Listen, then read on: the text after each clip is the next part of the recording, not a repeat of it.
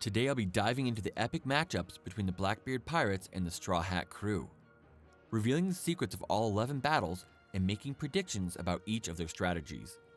Were you shocked by the recent reveal of the Blackbeard Pirates' abilities in Hachinosu, their diverse fighting styles, and their cunning tactics?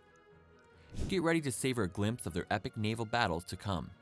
From what's been happening, it seems a full-blown war between Luffy's gang and Blackbeard might be just around the corner, huh? If you've got any thoughts or unique predictions, drop them in the comments. And hey, if you find this info intriguing, hit that like button and don't forget to subscribe. Heads up, this video contains spoilers up to chapter 1067. Now, let's dive right in.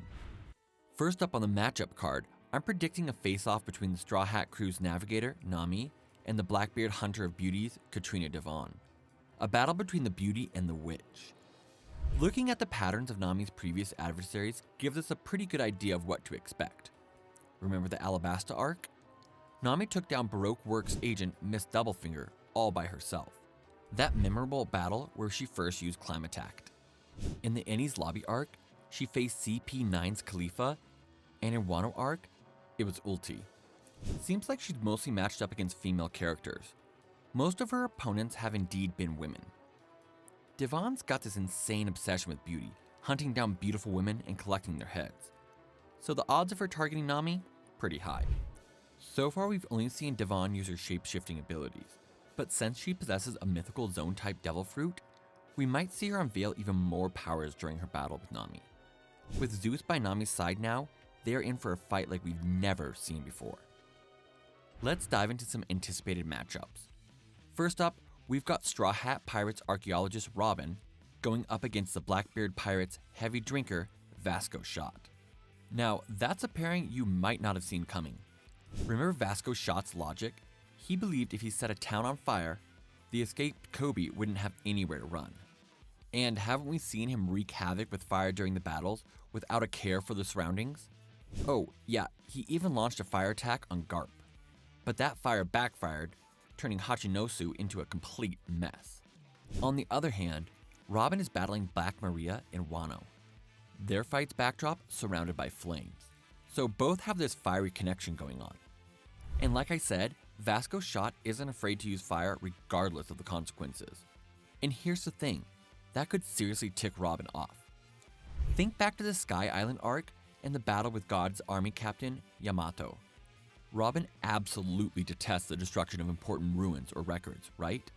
Oh, she was fuming. Imagine these two pirate crews both chasing the One Piece clashing. Chances are, they'd be fighting in a place of historical significance. Makes sense. If you're hunting for the One Piece, you'd probably end up somewhere with a rich history. Now, if Vasco Shot goes all out and wrecks such a place, Robin's wrath is a guarantee. There's nothing scarier than Robin when she's pissed. We've seen Robin's growth in the Wano arc, so the upcoming battles are definitely something to look forward to. Let's dive into the third matchup card. We've got the Straw Hat crew's helmsman Jinbei up against the Blackbeard Pirates Avalo Pizarro. It's the island man from Isle Fruit versus the boss Jinbei. Wondering what leads us to believe these two might clash? Well, if you've been paying attention in episode 1088 and 1087, it seems Pizarro can genuinely control an entire island. When you think about it, if they were to fight on the island, that's a huge disadvantage. If you're targeted no matter where you are on the island, just being there puts you in a pretty tight spot, right? Seems like they can roughly pinpoint your location too. So when fighting Pizarro, being underwater where you can oversee the entire island turns out to be a pretty strategic position. In the sea, you can't be surrounded. It's like just being a big rock, you know? And among the Straw Hat crew, there's only one person who excels in naval battles and, in fact, performs even better underwater. Who else could it be but the only fishman, Boss Jinbei? Plus, in chapter 1088, Pizarro took a good beating from Garp and Kobe's fists. Apart from Captain Luffy, the only one in the Straw Hats who specializes in striking techniques using fishman karate is Jinbei.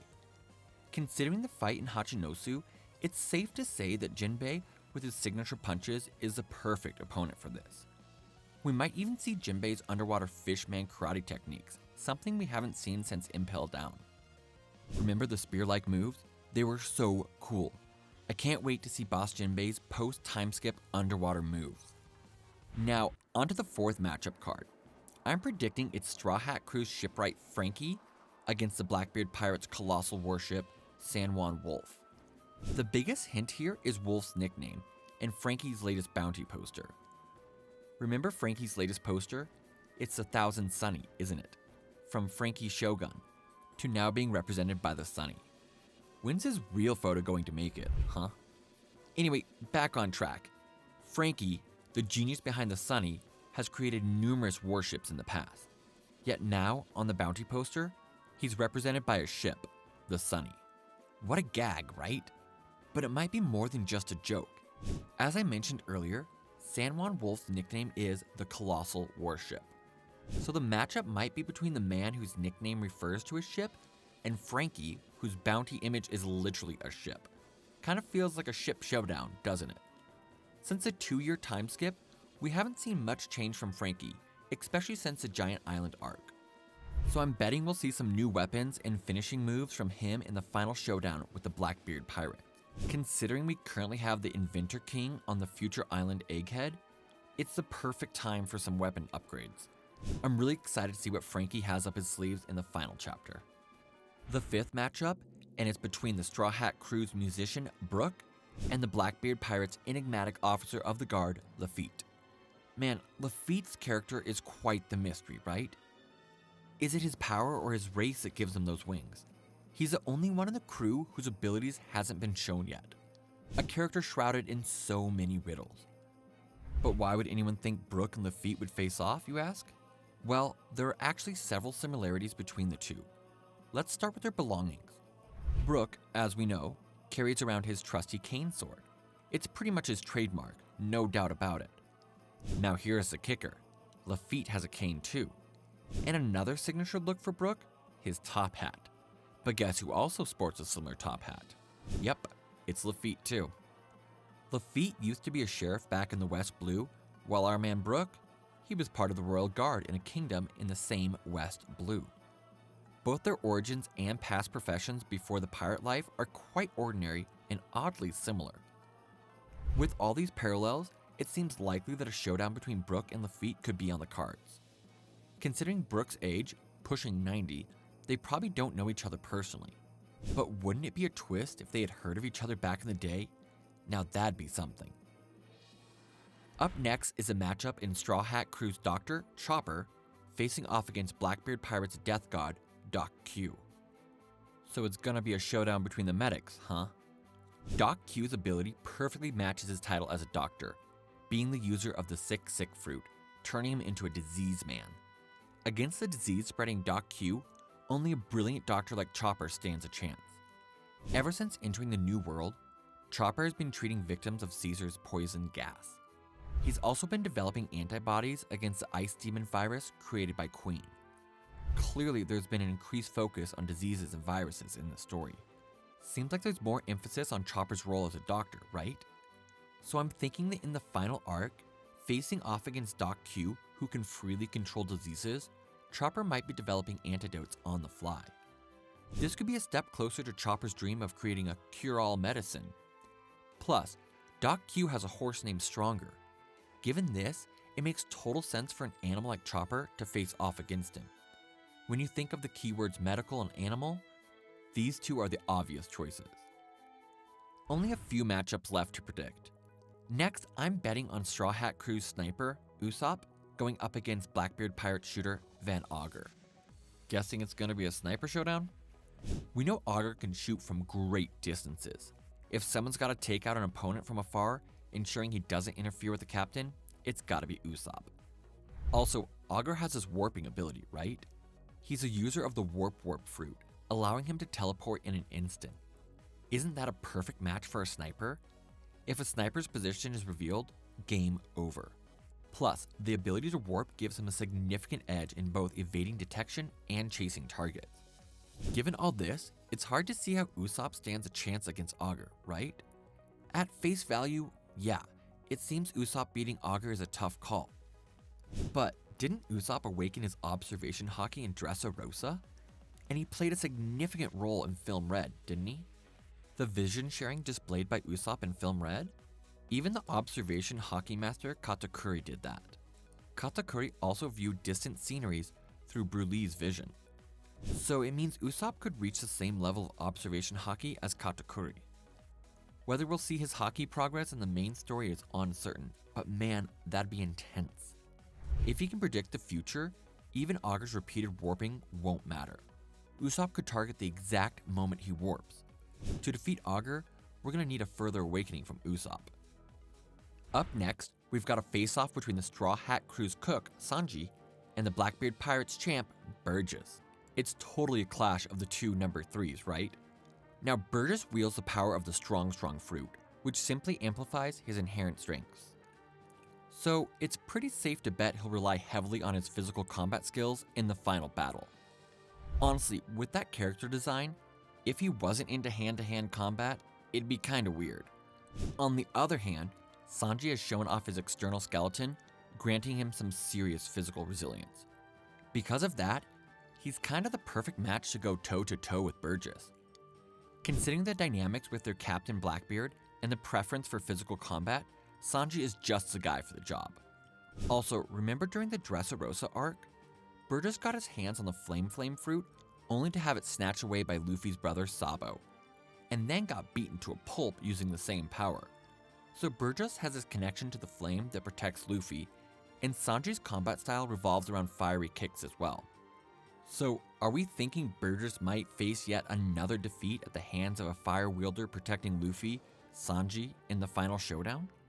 There's still so much we don't know about Sanji's lineage and his fire resistance.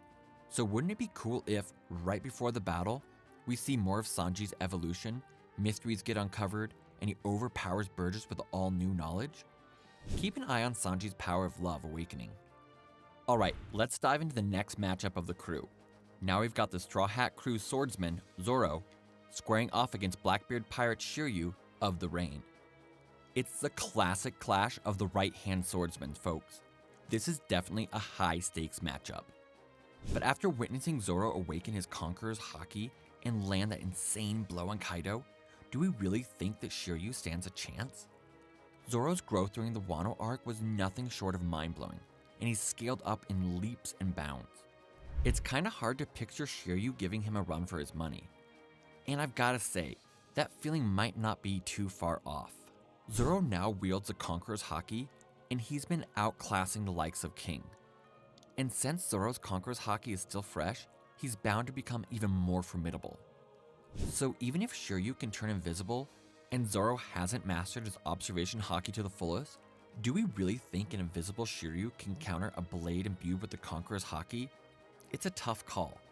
So are we saying Zoro might just steamroll Shiryu? But wouldn't that mean Zoro doesn't get much spotlight in the final battle? After all, shouldn't Zoro's ultimate opponent be someone even more formidable than Shiryu? Speaking of which, there's always his master, Mihawk, right? And if Zoro does manage to beat Mihawk, it'll probably be when he masters turning his sword black. So imagine this. Zoro masters the Black Blade during his battle with Shiryu, and then faces off against Mihawk. It'd be something like the first time Zoro fought Mihawk, where he's once again battling someone unexpected. How exciting would that be? The final showdown? Of course, it's a battle between captains, Luffy versus Blackbeard. I mean, it's no surprise these two are destined to clash. Their history is just too intertwined. At the end, they'll face off, laying all their shared paths on the line. Exciting, right? Imagine the contrast. Luffy, embodying the pure white sun god Nika, against Blackbeard, draped in the deepest darkness.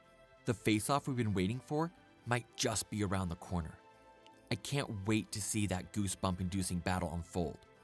So, thinking about the potential matchups between the Straw Hat Crew and the Blackbeard Pirates, we've pretty much covered it all.